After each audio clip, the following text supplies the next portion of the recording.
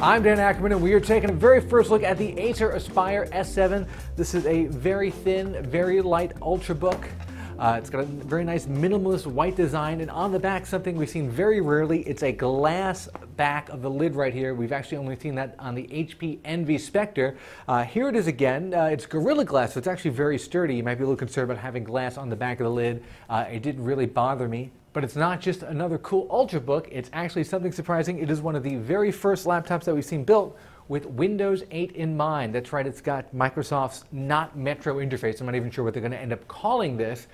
And it's not just a laptop they slap Windows 8 on, it's designed with Windows 8 in mind, which means that it has a touchscreen, and you can use that to scroll through the Windows 8 interface, and of course you can use it to scroll up and down web pages and do a lot of things that you do with a normal touchpad. It of course also has a touchpad. When I was playing around with it, I found that I would use the touchpad most of the time, but occasionally I'd find myself reaching out and, let's say, flicking up and down a screen or tapping something to open it. So the touchscreen is really natural for navigating through the Windows 8 interface, where you may have a lot of programs open and you can flip through them just by going like that and dragging the program on there. If you want to see which programs you have open, it's a little bit of a more complicated move.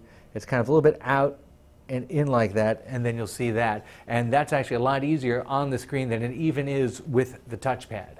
One of the smart things that people are doing now with touchscreen Windows 8 laptops that maybe they didn't do in older touchscreen laptops, which we saw one or two every year, is the hinge feels like a normal hinge like this, but when you hit about this angle, it actually gets much stiffer, which means you can reach out and touch the screen, and it's not going to move the screen as much. The keyboard is a little bit shallow. This is a very thin laptop, and that's what happens sometimes. I like a little more travel in my keys. I found myself making a lot of typing mistakes. But the touchpad, fairly responsive for multi-touch gestures, not really that much super improved over what I've seen in current Windows 7 laptops, and certainly still not quite as fluid as Apple is with the touchpad moves.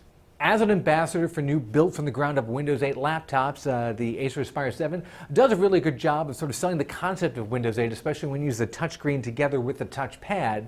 That said, even though this is a very thin, very light, very premium-feeling laptop, they're looking for about $1,400 for this. I know it's got an Intel Core i7 processor and an HD display. That's still a very, very premium price, something a lot of people are not willing to touch. I'm Dan Ackerman, and that is the Acer Aspire S7.